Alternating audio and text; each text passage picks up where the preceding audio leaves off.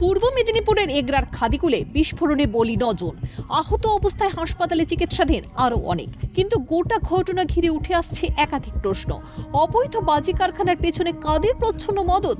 এখানেই উঠে আসছে কারখানা মালিক ভানু ওরফে কৃষ্ণপদ বাগের নাম। স্থানীয় বাসিন্দাদের অভিযোগ, প্রতিবাদ করে কোনো লাভ হয়নি, পুলিশের মদতে চলছিল কারখানা। ভানু বাগ এতটাই প্রভাবশালী যে ভয়ে আতঙ্কে মুখ খুলতে পারেনি স্থানীয়রা। এমনকি টাকার লোভ দেখিয়ে গরিব অসহায় মানুষগুলোকে বশ করতে অভিযুক্ত। বাজি কারখানার আড়ালে বোমা বাঁধার কাজ হতো বলে অভিযোগ।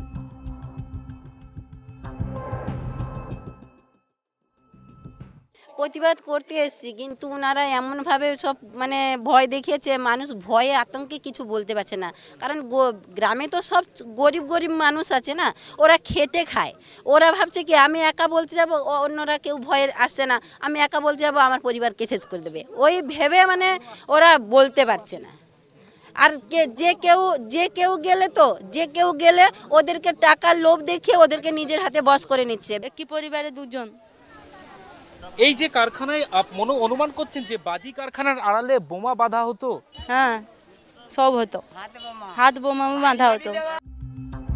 এলাকার তৃণমূল নেতা হিসেবে পরিচিত কৃষ্ণপদ ওরফে ভানু দৌরাত্ম্য শুরু 1995 সালেরও আগে থেকে। প্রথমবার বিস্ফোরণ ঘটে 1995 সালে, এরপর 1998, 2001, 2006, ফের 2012-13 সাল ও 2023। এমনকি বিস্ফোরণে নিজের ভাইকেও হারাতে হয়েছে, কিন্তু তারপরেও বন্ধ হয়নি বেআইনি কারবার। এর আগে গ্রেফতারও করা হয়েছে তাকে। জামিনে মুক্তি পেয়ে ফের রমরমা। অভিযোগ, এর পেছনে তৃণমূল বিধায়ক থেকে প্রাক্তন প্রধানের স্বামী, তৃণমূলের রাজ্য কমিটির সদস্য, পূর্ত কর্মাধ্যক্ষ সহ সকলের সহযোগিতায় চলত কারবার। প্রেক্ষাপটটা তৈরি হয়েছে বর্তমানে 1995 সাল থেকে এখনো পর্যন্ত 2023 পর্যন্ত। সেখানে বলা যায় যে একেবারে যে ধীরে ধীরে ঘটনার পরম্পরা কিন্তু অনেকটা বৃহৎ আকার নিয়েছে। প্রথমত যেমনটা জানা গিয়েছিল 1995 সালে 4 জনের মৃত্যু হয়েছিল, সেখানে একেবারে তার মধ্যে বাদল বাগ, ভানু বাগের ভাইয়ের মৃত্যু হয়েছিল। সেই সংখ্যাটা বর্তমানে বিস্ফোরণের ঘটনায় যদি মৃত্যুর সংখ্যাও দেখা যায় একের ব্যাকে 4 থেকে 5, 6 এমনভাবে করতে করতে বর্তমানে সরকার হিসেব হতো যেমনটা জানা যাচ্ছে 9 জনের মৃত্যু হলো। 2023 সালে একেবারে তার যে বাড়ি যে কারখানা রয়েছে সেই কারখানায় 9 জনের মৃত্যু হলো। এবার কারখানার এটা প্রথমবার নয়, 3বার হয়ে গেছে।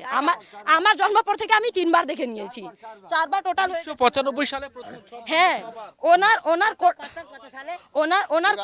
ওনার কোর্টেও কেস গেছে। কোর্ট থেকে না, ওনার কোর্টেও কেস গেছে। কোর্ট থেকে যদি বের নিয়ে যে মানুষটা চলে আসে ওদের সামনে আমরা কারা তাহলে? এটা 4বার হলো। কোন সালে প্রথম বিস্ফোরণ হয়? প্রথম 95-96 সাল হবে সম্ভবত। কতজন মৃত্যু হয় সেই সময়? 4 জন। তার মধ্যে ভানু বাগের ভাই ছিল, ছোট ভাই ছিল।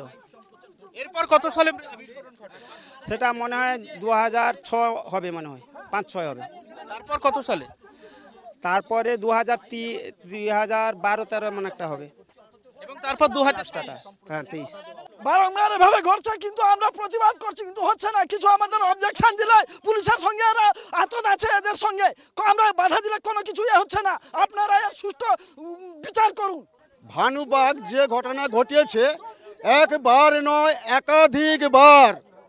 এখানকার বিধায়ক জানেন, এখানকার প্রাক্তন প্রধান যে তার হাজব্যান্ড প্রভুপদ দাস, তৃণমূলের রাজ্য কমিটির সদস্য, আমাদের এগরা 1 পঞ্চায়েত সমিতি পূর্ত কর্মাধ্যক্ষ, তিনি গিয়ে থানা সলভ করেন এই লোকটা কেসটা যাতে হালকা হয়।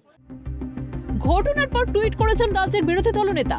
অভিযোগ, প্রতি মাসে মোটা টাকা তোলা যেত থানায়। এই বিষয়ে সুর মিলিয়েছেন স্থানীয়রা। অভিযোগ, টাকা নিয়ে চোখ বন্ধ রাখত পুলিশ, যে কারণে বছরের পর বছর ব্যবসা চালিয়ে গেছে ভানু। হ্যাঁ, পুলিশ এসে টাকা লোভে পালিয়ে যেত নিয়ে। হ্যাঁ, আর যদি উপরে পুলিশ আসবে তাহলে এরা এখানে যে পুলিশগুলো বলে দিবে, আগে থেকে ইনফরমেশন চলে যাবে। হ্যাঁ, আগে ফোন করে দিবে যে আমরা যাচ্ছি, বোমাটা সব অন্যদিকে রেখে দিল, ঘর দরে পরিষ্কার করে দিল, ব্যাস এলো, টাকা খেলো, মদ খেলে চলে গেল। জানা যায় বাজি কারখানা চালাতে একাধিকবার ডেরা বদল করেছেন ঘটনার মূল চক্রী। 1995 সালে বিস্ফোরণের পর জমি বাড়ি বিক্রি করে চলে যান অন্যত্র। গ্রামবাসীরা চাইছেন অবৈধ কারবার বন্ধ করুক প্রশাসন। ঘর ছিল, তাতে বোমটম বানতো আর কি, তৈরি করতো আর কি।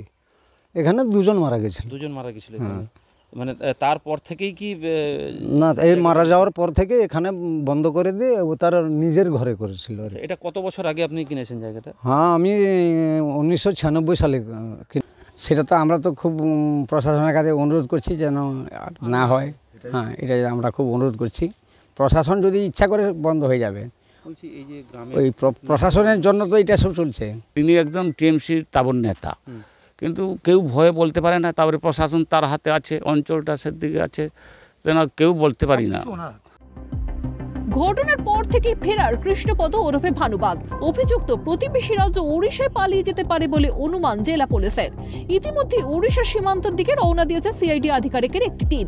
মোবাইল টাওয়ার লোকেশন ট্র্যাক করে ভানুবাগের খোঁজে চলছে চিরুনি তল্লাশি। একেবারে এই রাস্তা ধরে সরাসরি একেবারে এই যে সামনের যে রাস্তা, প্রধান রাস্তা, সেই রাস্তা ধরে সরাসরি সে পালিয়ে গিয়েছিল একেবারে উড়িষ্যা সীমান্তর দিকে, এমনটাই পুলিশের তরফ থেকে, জেলা পুলিশের সূত্র মারফত জানা যাচ্ছে। এই রাস্তা ধরে একেবারে এই রাস্তা ধরে সে পালিয়ে গিয়েছিল উড়িষ্যা সীমান্তর দিকে, এবং তার যে মোবাইল টাওয়ার যে লোকেশন, সেই লোকেশন ধরে তাকে খোঁজার চেষ্টা করা হচ্ছে। সিআইডির আধিকারিকরা ইতিমধ্যেই একেবারে তল্লাশি অভিযান চালাচ্ছেন এবং সিআইডি আধিকারিকদের একটি টিম উড়িষ্যা সীমান্তের দিকে ইতিমধ্যেই রওনা দিয়েছে। ক্যামেরায় অরূপ অধিকারীর সঙ্গে অয়ন শর্মা ও বিনোদ মণ্ডল, অরুণাভ মান্নার রিপোর্ট, ক্যালকাটা নিউজ।